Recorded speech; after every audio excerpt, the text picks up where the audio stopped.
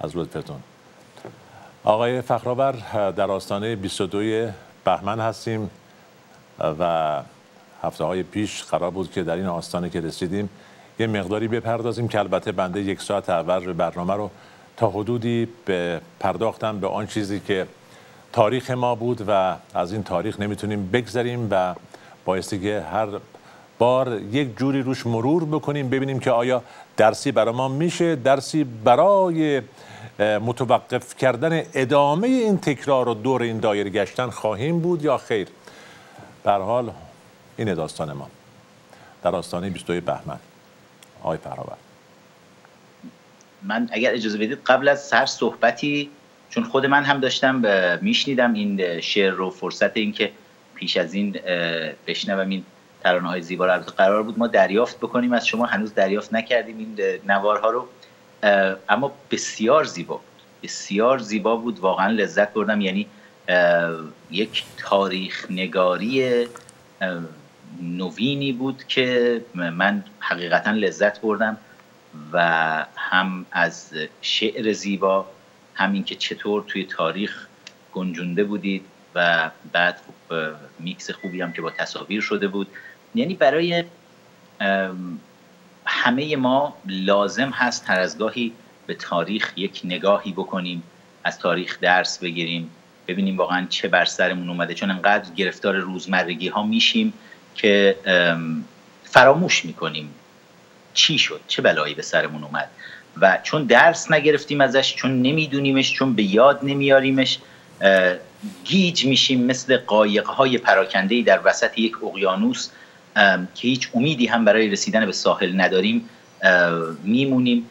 اما این سبک تاریخ گویی، این اشعار زیبای شما، واقعا باید بهتون تبریک بگم. بسیار خیلی متشکرم. ممنون آقای فخرآور. خب من در قبل از اینکه به تلویزیون بیام در مسیر راه با شما یک صحبت تلفنی داشتم و قرار شد که در ارتباط با آستانه 22 بهمن بودن صحبت کنیم. مطلبی شما عنوان کردید که مرا بران داشت که اگر احیانا میدونم فراموش نمی‌کنید ولی من باز شما را به یاد میارم که اشاره کردید به انتقادی که از طرف یکی از همکاران ما در ارتباط با کتاب شما رفیق آیت الله شده بود و خواستید که مطرح کنید و حتی از من سوال کردید که مطرح بکنم. بنده خواهش کردم که حتما مطرح بکنید که در این مورد میتونید با هم گفتگویی داشته باشیم. اینه که میتونید شروع بفرمایید لطفا خودتون. نه خواهش میکنم. حالا چون میخوام خیلی سریع ازش بگذریم و بپردازیم به بحث داغ که به مناسبت امروز هست. من روز جمعه بود فکر میکنم، برای من دوستان یک لینکی رو فرستادن که خیلی هم با تعجب فرستاده بودن خیلی از دوستان، که یک اعتراض تمسخرگونه‌ای، یه گونه هم نبود، تمسخری بود که من هم انتظار نداشتم ببینم، از جناب آقای مشیری، آقای بهرام مشیری که یکی از برنامه‌گذاران تلویزیون پارس هستن و خب ایشون هم هستن بسیاری از عزیزان که دارن دنبال میکنن حرفاشون رو، بسیاری انتقاد دارن بهشون، بسیاری حرفاشون رو میپذیرن. خب برای همه ماهایی که به نوعی توی میایم و روی صحنه ها میایستیم این وجود داره، یک چیز طبیعیه.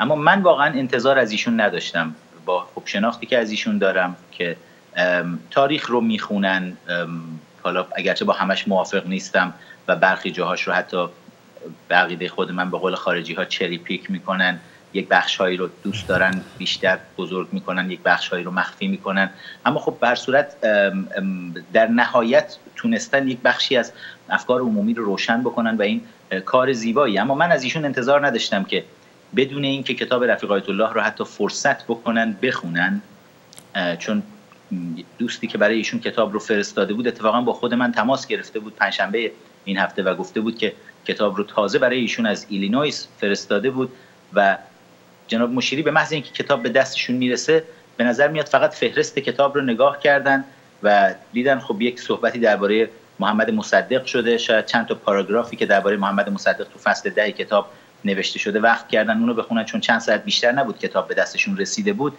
و بعد اومدن جلوی تلویزیون. شاید از اون چند تا پاراگراف خوششون نیامد که چرا در تاریخ ما اشاره کردیم محمد مصدق هم روابط بسیار نزدیکی با شوروی ها داشته که حالا جاش تو یک برنامه دیگه هست که صحبت بشه دربارش، که حتی به عقیده من روابط بسیار نزدیک در حد خیانت به کشور با روابط پشت پرده‌ای که محمد مصدق با شوروی‌ها داشته. اما این که جناب مشیری بیاد و کل کتاب رو به تمسخر بگیره برای 3-4 دقیقه تو برنامه خودش، برای من خیلی عجیب بود. من امیدوارم ایشون این فرصت رو توی برنامه بعدی خودش، حالا یا هر وقت که تونست، در اختیار خود من بذاره و فرصت بکنه خود ایشون هم کتاب رو بخونه. اتفاقا جالبه آقای فخرآورد، ببینید من در این مورد، حالا من به شما توضیح میدم. شما به من در این مورد نوشتید که آقای بهرام مشیری این کار، ما میخوام با هم هیچ گونه پرده پوشی نداریم، پنهانکاری نداریم و آنچه که هست رو عیناً من بازگو میکنم برای همه که اونا که دارن میبینن.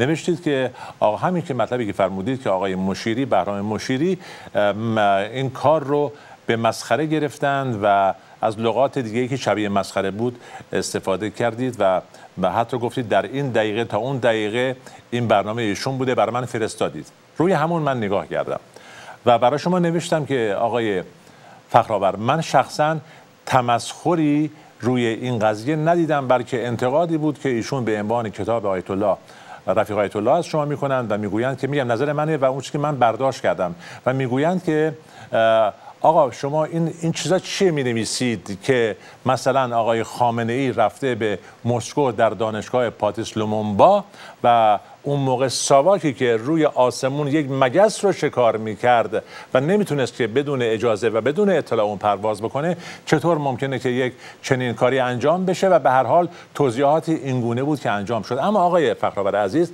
قبل از این که من قصد دفاع از آقای مشیری نیست، در یک جاهایی من با ایشون بسیار مشکلات ایدئولوژیکی دارم و بسیاری از ماها داریم، اما ما منکر این نیستیم که وقتی شما در ارتباط با ایشون هم صحبت میکنید به عنوان همکار ما، ایشون یه آدم معمولی، خیلی معمولی نیستن. ایشون مشیری است که صاحب مکتبی است، همونطور که شما خودتون اشاره کردید، به هر حال تاریخ رو میدونه و خیلی هم نمیگم بیگدار به آب نمیزنه، ولی این برخورد شما به نظر من، اگه اجازه بدید آقای فخرآورد، برای اینکه یه مقداری این واقعیت و صمیمیت خودمون رو با بیننده ها بهتر مصور بکنیم، اشاره کنم به این که اگر بیاد داشته باشید آقای فخرآورد، روز اول یعنی ما امروز 11مین صحبتی که با هم انجام میدیم، روز اول من از شما یه سوالی پرسیدم، نگفتم سوال نبود، یک مورد مطرح کردم، گفتم که آقای فخرآورد اینطور گفته میشه که شما بیش از حد جسارت دارید یا بیش از حد عملکرده‌هایی دارید که دیگران ندارن. حالا به نوعی شاید مؤدبانه تر این مورد رو گفتیم و شما مطلبی جواب دادید.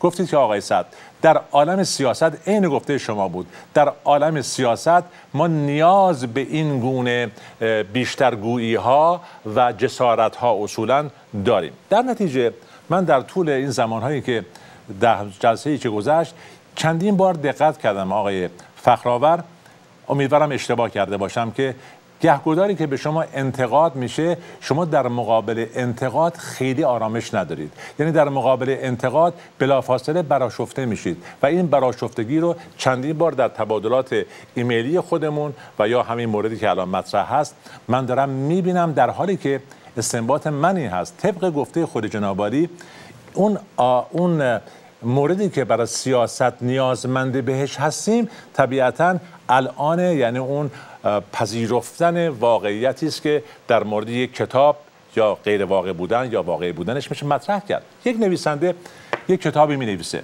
یک شاعری یک شعری میگه، یک کار هنری انجام میشه، برای مطرح شدنش طبیعی است که این کتاب مورد بحث و گفتگو قرار میگیره، مورد تجزیه و تحلیل قرار میگیره. افراد غیر از من مجری که گاهی اوقات احساس میکنم که حق اظهار نظر شاید ندارم به اون صورت، یا من نمیتونم که نظر خودم رو اعمال بکنم در مقابل برخوردهای با جناب عالی، کما اینکه گاهی برخورد با شما کردیم و با هم صحبت کردیم، اما نیاز به این داریم که گهگداری دیگرانی باشن که به هر حال از من ارجح‌تر، از من صالح‌تر و بی‌طرف‌تر بیان و در مورد کتاب شما قضاوت بکنن. این نیست که شما هرچی در مورد کتاب میگین بیرین جلو، خب اون یک جاده همواری است که خودتون دارید و حتما هم باید همینطور باشه، امیدوارم که همینطوری باشه، اما به دیگران هم باید به هر حال توجه کنیم. اما در مورد اون و شاید از هفته آینده بنده در مقام این بر بیام که افرادی رو خواهش کنم که بیان صحبت کنن با شما، برخوردهای ایدئولوژیکی روی کتابتون بکنن و تجزیه و تحلیل بکنن که بهتر و بیشتر مشخص بشه. من هیچ وقت در مورد کتاب شما جبهه‌ای نگرفتم، هیچ دفاعی نکردم، من فقط گفتم که گوش میکنیم و قضاوت رو به عهده همه میگذاریم. در نتیجه میبخشید از اینکه بیشتر از حد معمول شاید وقت رو گرفتم آقای فخرآور. نه خواهش میکنم، برنامه شماست، من مهمان برنامه شما هستم. جناب صدر، اتفاقا من با شما موافقم و ما اینجا هیچ مخالفتی با هم نداریم. ببینید من دوست دارم کتاب نقد بشه. من شاید امیر فخرآور 20 سال پیش هنوز خیلی جوان بودم، نوجوان بودم، اون موقع ها انتقاد پذیری من کم بود، شاید 10 سال پیش هم کم بود، ولی الان اتفاقا من آدم خیلی صبوری هستم و توی مناسبت‌های مختلف نشون دادم که انتقاد پذیری بالایی هم دارم. تو صفحه‌های فیسبوک من، صفحه‌های اینستاگرام، تلگرام، صفحه‌های مختلفی که حالا هم ادمین ها میچرخونن هم خود من بعضی وقتا مطلب میذارم، اگر نگاه بکنید حتی نظر مخالفین رو پاک نمی‌کنیم. توی صفحه‌های یوتیوب اگر برید، مثلا همین برنامه‌ها حالا توی یوتیوب فرصت شد بگم دوستان فراموش نکنن سابسکرایب هم بکنن اگر این برنامه رو دارن روی یوتیوب می‌بینن. اونجا هم می‌بینید انتقادها وجود داره و میذاریم، اتفاقا عمدن میذارم بمونه که انتقادها رو بشنویم. ولی انتقاد فرق میکنه با اینکه اگر جناب مشیری کتاب رو خونده بودن، میومدن میگفتن من درباره این بخش کتاب، این سند کتاب، در کتاب بیشتر از شاید 700-800 سند وجود داره درباره اون حادثه تاریخی که گفته شد. یک کتاب 700 و چند صفحه‌ایه و کتاب مستندیه. برای من خیلی جالب این کتاب یک چیزی رو نشون داد. همیشه میگفتن مردم ما کتابخوان نیستند و این یک ایرادی بود همیشه به مردم گرفته میشد که چرا مردم کم کتاب میخونن. در تجربه من با کتاب رفیق آیت الله این بود که اتفاقا مردم ما کتاب رو خوب خوندن و حالا مرز دانلود کتاب از 2 میلیون رد شده. مردم کتاب رو خوب خوندن، اما جالبه برای من که روشنفکران ما، پیشگامان جامعه، اینها کتاب رو نخوندن و با اینکه کتاب رو نخوندن حمله به کتاب میکنن. اگر خب بیاد مثلا این صحبت مطرحش آقای مشیری میگفتن درباره این سندی که شما در اینجای کتاب گذاشتید شما درست نگفتید، بنده میگفتم کاملا موافقم که در این مورد با هم دیگه صحبت بکنیم. اما اینکه ایشون بیان جلوی تلویزیون و بگن یک کتابی به اسم رفیق آیت الله نوشته شده و گفتن خامنه ای 4 سال رفته در مسکو، خب این خنده‌داره و این نمیدونم نمیشه یک همچین، آقا این که طرز کتاب نوشتن نیست. خب ثمره 4 سال تلاش شبانه روزی من رو ایشون در 4 دقیقه برنامه تلویزیونی خودشون بدون اینکه کتاب رو بخونن اینجوری به باد تمسخر بگیرن، این نشون از این نیست. اگر من به این اعتراض بکنم این که من انتقاد رو نمیپذیرم، این دلخوری من از کسیه که حالا این رو من بچسبونم به یک بحث دیگه ای. ما و آقای مشیری رو یک فردی میدونم که به براندازی نظام رژیم جمهوری اسلامی اعتقاد دارن، مثل خود شما جناب صدر عزیز، مثل خیلی های دیگه که ما در اپوزیشن مردم انتظار دارن از ما. خیلی از کسایی که برای من همین لینک رو فرستاده بودن از برنامه ایشون، یعنی شوکه شده بودن که چرا مثلا باید بین آقای مشیری که میدونن طرفدارانشون علیه جمهوری اسلامی هستن و منی که علیه جمهوری اسلامی هستم و این کتابی که ریشه ولایت فقیه رو در ایران زده، چرا باید اختلاف وجود داشته باشه؟ آقای فخرآور نظرم میخوام نمیدونم، شاید میگم چون بحث با هم میکنیم دیگه، شاید نه نظر آقای مشیری بلکه نظر شخصی به نام مشیری ها، حالا هر کی میخواد باشه، در وقتی که میخواد رد کنه این قضیه رو، ایشون مبارزه نهایتاً میخواد که براندازی جمهوری اسلامی بشه. شما نویسنده کتاب هم میخواین، میگه شاید به نظر من این موردی است که اونقدر صحت نداره و همین لطمه میزنه به هدف نهایی ما، یعنی براندازی کردن رژیم جمهوری. شاید هم این مطلب باشه، نمیدونم، اما بهتر میدونم شاید آقای فخرآور که به جای اینکه من واسطه قرار بگیرم، البته تا این حدشو اختیار داشتم، ولی بیش از این رو شاید باید روبروی هم قرار بگیرید، شاید باید با هم صحبت بکنید و دیگران هم بشنوند و به هر حال قضاوت بهتری بکنن. آقای فخرآور من با تو موافقم جناب صدر. اگه اجازه بدید می‌خواستم اینو وصلش کنم به یک داستان دیگه ای، این که چرا ما تو برنامه قبلیمون اگه خاطرتون باشه چندین بار تا حالا البته گفتیم، این رو با هم صحبت کردیم که در 38 سال پیش این روزها اتفاق هولناکی در کشور ما افتاد، یک کابوس، و عملاً به کشور ما حمله نظامی که نشد، کشور ما که عملاً یک تغییر ساختاری عجیبی درش رخ نداده بود، یک کودتای نظامی که نشده بود، کشور ما به یک فاجعه‌ای دچار شد، به یک ویروسی دچار شد به اسم جنگ روانی و پادشاه کشور محمد رضا شاه پهلوی و نظام شاهنشاهی کشور در این جنگ روانی باختند بازی رو به اتحاد جماهیر شوروی و نه فقط شاه ایران بلکه ایالات متحده آمریکا، بلکه خیلی از کشورها، یعنی دموکراسی‌های غربی که حامیان پادشاهی ایران بودن، همه اینها این بازی شطرنج رو باختن به شوروی و مردم ما در نهایت هزینه رو پرداخت کردن، هزینه سنگین رو. حالا این جنگ روانی چجوری بود؟ ببینید، درسته یک حرکت‌های مسلحانه‌ای میشد، درسته مثلا می‌دید یک گروه‌های مسلح کوچولوی 5-6 نفره‌ای 10 نفره‌ای تشکیل شده بود، میرفتن تو کمپ‌های شوروی، بیشتر از یک دهه بود داشتن دوره میدیدن، برمیگشتن توی کشور جاهای مختلف میرفتن میشستن. اما در نهایت مجموعه اینها از یک جایی از زمستان از دیماه سال 1356 ما شاهد هستیم که یک دفعه حوادث زنجیره‌ای اتفاق میفته که این حوادث زنجیره‌ای اعتماد به نفس حکومت شاهنشاهی ایران رو در یک جنگ روانی طوفانی میشکنه و پایین میریزه. یه نمونه کوچیکی رو مثال بزنم، همه ما مثلا درباره سینما رکس آبادان میدونیم، نوشتیم، خود من در کتاب رفیق آیت الله مفصل نوشتم، خود شما در شعر بسیار زیباتون این حادثه رو تعریف کردید. اما یک چیزی رو میخوام اعتراف بکنم، توی کتاب رفیق آیت الله بله من اثبات کردم که شخص سید علی خامنه‌ای کسیه که اون ماده آتشزا رو، اون مایع آتشزا رو در واقع در اختیار افرادی گذاشته، تیم تکبلی زاده گذاشت که بیان برن و سینما رکس آبادان رو آتیش بزنن. اما اعتراف اینه قرار نبود مردم رو هم آنجا به آتش بکشند با سینما. این بخشی از جنگ روانی شوروی ها بود. طبق برنامه‌ای که شوروی ها داشتن، سازمان امنیت شوروی داشت، باید سینماها به آتیش کشیده میشد. یعنی هدف شکستن اعتماد به نفس حکومت، هدف در واقع حمله کردن به نمادهای غربی در داخل کشور بود تا به این شکل امپراتوری شرق، امپراتوری شوروی بتونه به اهداف و خواسته های خودش برسه. خب احمق‌هایی رو آوردن، خامنه‌ای و لوازم رو جور میکنه میفرسته، اون موقع در تبعید به سر میبرد در سیستان، با اتومبیل پژو خودش میاد به تهران یواشکی از تبعید و اونجا در بازار توی یکی از حجره‌های پشت بازار این مواد آتشدار رو در اختیار تیمی میذاره که میبرن آبادان، این تحویل میدن به تکبلی زاده و چند نفر دیگه افراد معتاد و جنایتکاری که جنایتکاران کوچک، دل دزدهایی که اینها پول میگرفتن کارهایی رو انجام میدادن و به این شکل اینا قرار بود برن یک سینمای دیگه ای رو آتیش بزنن. میرن میبینن اون سینما بسته است، زنجیرم خورده رو درش. بعد برای اینکه مأموریتشون انجام بدن، چون پول رو گرفته بودن، همینجوری داشتن برمیگشتن یه سینمای دیگه ای رو به اسم سینما رکس میبینن اونجا و دیگه به اینا، یعنی عقلشون به این نمیرسید که آقا جان قرار شما سینما رو آتیش بزنید، نه سینما رو با مردم آتیش بزنید. و اینا میان این شکلی وارد میشن و یک همچین جنایت بزرگی شکل میگیره. ببینید، یعنی یک جنگ روانی سنگینی قرار بوده انجام بشه که حالا چرا من اینو دارم میگم؟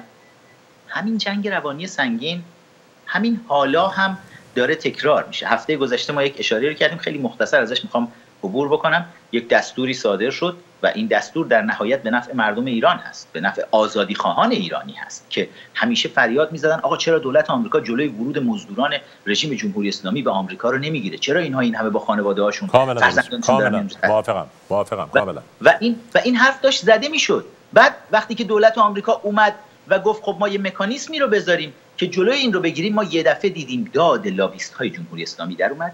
تریتا پارسی پرچم مبارزه رو گرفت دستش، اومد وایساد وسط و اصلاح طلبها همه وایسادن پشت سرش و متاسفانه بخش زیادی هم توی اپوزیشن رفتن پشت اینها قرار گرفتن بدون اینکه بفهمن توی این طوفان لابیست‌های جمهوری اسلامی قرار گرفتن و جنگ روانی خیلی ها رو آورد قربانی کرد. و این وسط من اسم آوردم حتی از مثلا دکتر فیروز نادری. برای ما ایرانی ها هممون افتخار میکنیم، میگیم دکتر فیروز نادری یکی از افتخارات بزرگ ما هستن و دکتر فیروز نادری یک دانشمند بزرگن، اما باید بپذیریم که ایشون هم توی این جنگ روانی بازی رو به سیاسیونی که فیروز نادری مطمئناً سیاسی نیست و نمیتونه درک درستی از این مدل جنگ روانی نداره که سوء استفاده لابیستای جمهوری اسلامی دارن ازش میکنن. من هیچ وقت به شخصه از دکتر فیروز نادری ندیدم ایشون بیاد اعتراضی بکنه علیه همون مرکز اسلامی اورنج کانتی که داره شکل میگیره. من ندیدم ایشون اعتراضی بکنه علیه اعدام هایی که داره در ایران میشه، علیه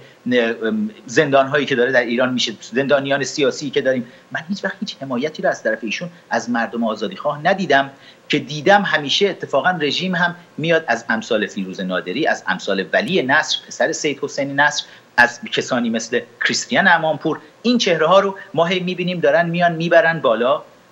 لابی جمهوری اسلامی دوست داره این چهره ها رو ببره بالا و اصلاح طلب ها دوست دارن ببرن بالا، خود رژیم جمهوری اسلامی دوست داره ببره بالا، چون میدونه این چهره ها در نهایت هیچ وقت علیه رژیم جمهوری اسلامی موضع نمیگیرن و هر جایی که لازم باشه میان تا یکم فتیله اعتراضات رو علیه رژیم بدون اینکه شاید خودشون بدونن پایین بکشن. اما ما ایرانی ها که همیشه افتخار میکنیم به اینکه ایرانی ها در یک جایی کاری بشن، آیا حواسمون هست ایرانی هایی هم هستند در همین خاک مثلا ایالات متحده آمریکا که بسیار هم موفق هستند، اما اخبارش رو لابیست های جمهوری اسلامی، اخبار موفقیت های اینها رو نمیذارن بیرون بیاد، اصلاح طلب ها نمیذارن بیرون بیاد و حتی سعی میکنن بپوشوننش. برای مثال یکی دو نمونه رو براتون بگم. چند روز پیش پرزیدنت ترامپ اومد و کاندیدای خودش رو برای سوپریم کورت آمریکا، دیوان عالی آمریکا معرفی کرد، آقای نیل گورسیچ که یکی از قضات بسیار خوب آمریکایی هست.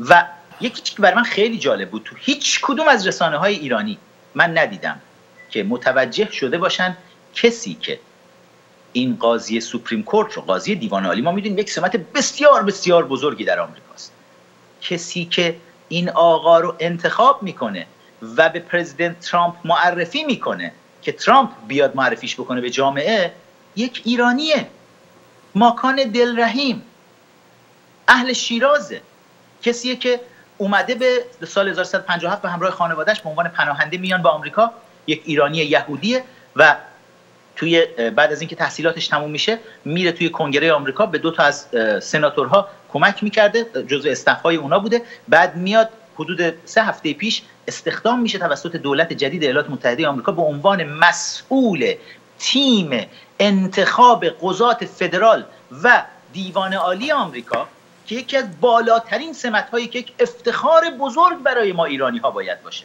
اما ما ایرانی‌ها جوگیر میشیم، این جوگیری و این نمیایم درباره ماکان دلرحیم با افتخار حرف بزنیم. یا مثلا بیژن کیان رئیس بانک اکسپورت ایمپورت کاخ سفید بوده، بانک صادرات واردات کاخ سفید بوده در دوران پرزیدنت بوش و در دوران پرزیدنت اوباما. سمت بسیار بزرگیه که من برای ما ایرانی ها باید یک افتخاری باشه درباره ایشون حرف بزنیم. باید دائم آقای فخرآور ببخشید به 2 چهره 2-3 مورد در کاخ سفید و ریپابلیکن ها و استخدامشون یا رفتنشون یا ارتباطشون اشاره کردید، اما اجازه بدید من به مهمترین این مسئله که شاید شما بهش توجهی ندادید اما من توجه میدم و بعد از اون توجه شما رو جلب میکنم به این که توجه دیگران رو جلب کنید به این مورد مهم که آقای کیان قبول، بسیار خوب، یک ایرانی باعث افتخار. آقای فلانی که گفتید به عنوان دیوان کشور، بسیار خوب، برای خودشون بسیار خوب. اما مهمترین موردی که در ارتباط با کاخ سفید و آقای ترامپ قرار میگیره، چند روز پیش دقت میکردم که موردی مطرح شد و که برای ما ایرانی ها میتونه بسیار حائز اهمیت تر از هر شخص و هر موردی در این ارتباط باشه، اون شخصی است که به عنوان مشاور ایرانی آقای ترامپ، یعنی آقای به نام حمزه پور قرار میگیره. و این آقای حمزه پور، آیا ما میدونیم چه شخصیتی است؟ ما میدونیم چه اطلاعات به آقای ترامپ میده؟ ما میدونیم چقدر اطلاعات صحیح است؟ ما میدونیم فقط آقای ترامپ معطوف به این شخص است که نمیدونیم کی است و چه ارتباطی رو و چه اطلاعاتی رو داره بهشون میده؟ این به نظر من حائز بیشترین اهمیتی است که میشه بهش اشاره کرد. البته من جناب سعدی چیزی اینجا بگم، چیزی به اسم مشاور ایرانی ترامپ در حال حاضر وجود نداره. پرزیدنت ترامپ هنوز یک همچین چیزی در گزینه نگذاشته. حمزه پور کیه پس؟ حمزه پور کیه؟ حمزه پور تعدادی از افراد هستن خودشون رو دارن معرفی میکنن. ایشون آقای حمزه پور توی 1-2 تا از فاند ریزینگ ها حضور داشتن، پول جمع کردن برای کمپین پرزیدنت ترامپ و یک دفتری رو داشتن در ویرجینیا که در اختیار کمپین ترامپ گذاشته بودن در زمان انتخابات و خب به همون نسبتی که میان خب خیلی ها هزاران نفر در سطح کشور این کارها رو کردن، دفاتر خودشون امکانات خودشون رو در اختیار کمپین مثلا یک کاندیدایی میذارن، ولی به هیچ عنوان این سمت‌های خودخوانده است. در واقع هنوز یک همچین سمت‌هایی تقسیم نشده و وجود نداره. حالا هر وقت اتفاق افتاد حتما مطمئن باشید اولین کسی که میاد و با افتخار از اینها یاد میکنه منم. من یه مورد دیگر رو هم بگم، کسانی دارم میگم که اصلا شنیده نشدن. خانم دکتر ساناز الستی، ایشون یکی از جوانترین پروفسورها توی کریمینال جاستیس هستن، جوانترین پروفسور ایرانی آمریکایی توی مبحث کریمینال جاستیس، عدالت کیفری توی ایالات متحده آمریکا و 7 کتاب نوشتن. کتاباشون توی دانشگاه‌های آمریکایی به عنوان تکست بوک داره استفاده میشه و همینطور تو دانشگاه‌های ایران و فوق دکترای خودشون رو میرن دورش رو در دانشگاه هاروارد میگذرونن، در ناسا، در ناتو میرن برای سخنرانی و برای تعلیم دادن به افسران ارشد اونجا و ایشون دارن مثلا از کسانی هستن که بخش زیادی از خب ببینید جامعه پلیس آمریکایی اینا توی دپارتمنت های کریمینال جاستیس توی دانشگاه ها تعلیم میبینن. یعنی ایشون مثلا خانم دکتر الستی داره پلیس های آمریکایی رو تعلیم میده، اما ما هیچ جایی نمیشنویم از ماکان دلرحیم، از بیژن کیان، از ساناز الستی، از اینها بیاد تقدیر بشه. چرا؟ برای اینکه اینها جزوی از اون چیزی که کمپین لابیست های جمهوری اسلامی و اصلاح طلب ها انتظار دارن که انجام بدن، جزئی از اون کمپین نیستن. جنگ روانی که در سال 1357 در واقع مردم ما و پادشاه ایران و دولت آمریکا اون جنگ روانی رو باخت به نظام شوروی، اون جنگ روانی همچنان ادامه داره و ما همچنان اگر تاریخ رو نخونیم و از تاریخ درس نگیریم ما همچنان بازندگان این جنگ روانی خواهیم بود.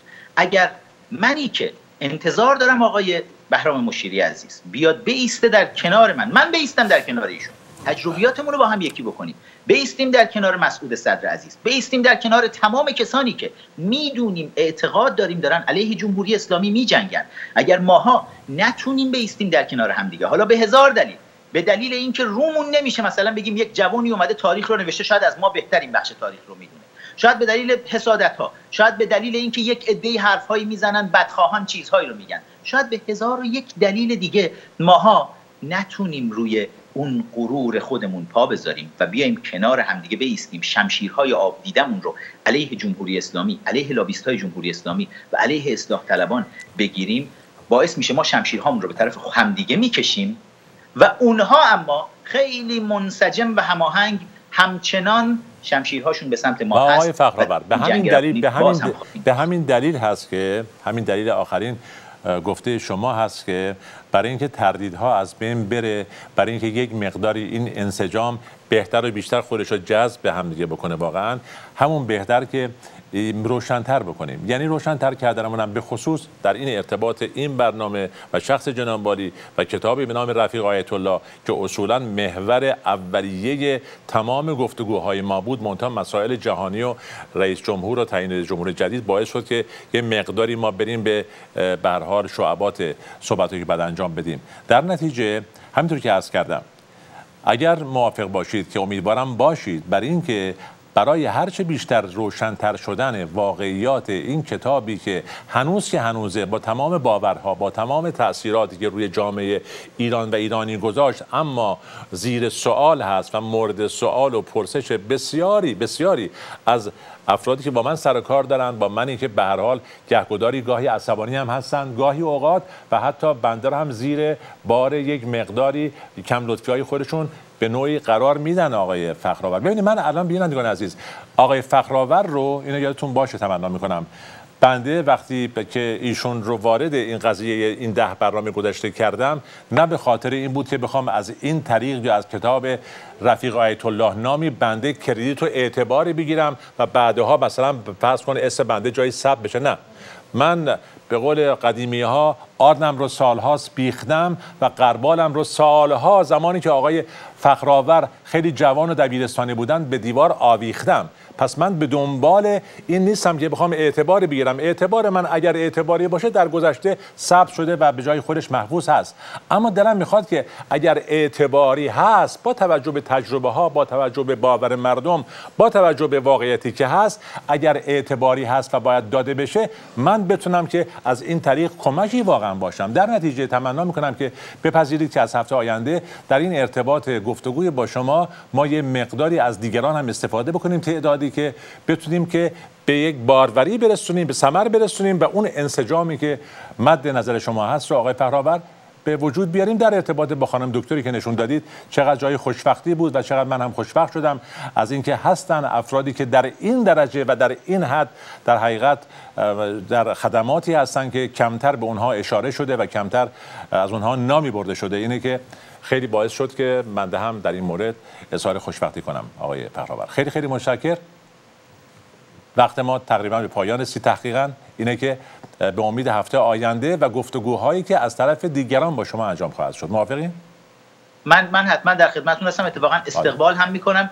با سند و مدرک بیان و بگن این بخش کتاب این سند ایراد داره. امروز جناب صدر اولین سالگرد انتشار این کتاب هست، 5 فوریه، و بعد 1 سال پس از انتشار کتاب همچنان این کتاب داره ریشه ولایت فقیه رو در ایران میسوزونه و رژیم جمهوری اسلامی مصیبتی در حد کتاب رفیق آیت الله تا حالا باهاش مواجه نشده بود که مردم ما خوب درک کردن. امیدوارم که در بین روشنفکران ما همین رو درک بکنن. اگر انتقادی دارن بیان، من با آغوش باز استقبال میکنم که بشینیم دربارش صحبت.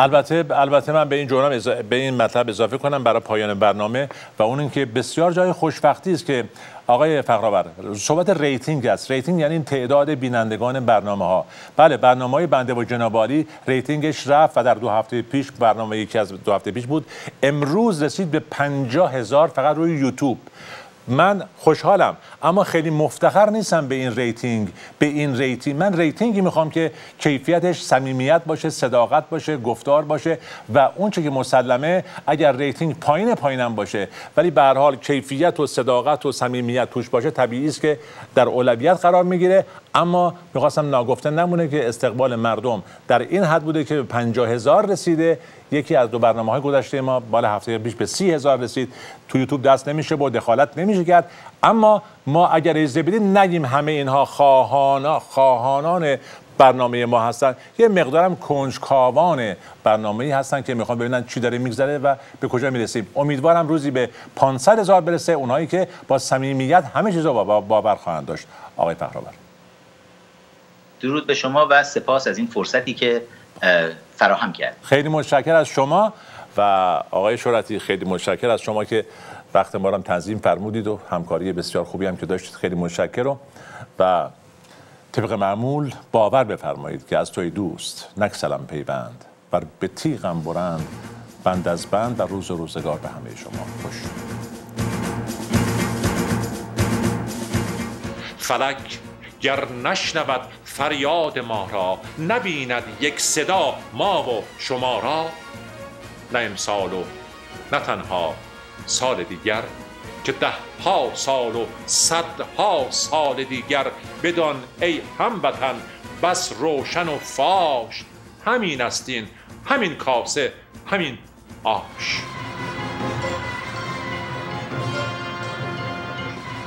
به طرحی نو ز ایران جاودان خانه می سازیم، ز هر سلول زندان اوین گلخانه می سازیم. دوباره می سازمت وطن، اگرچه با خشت جان خویش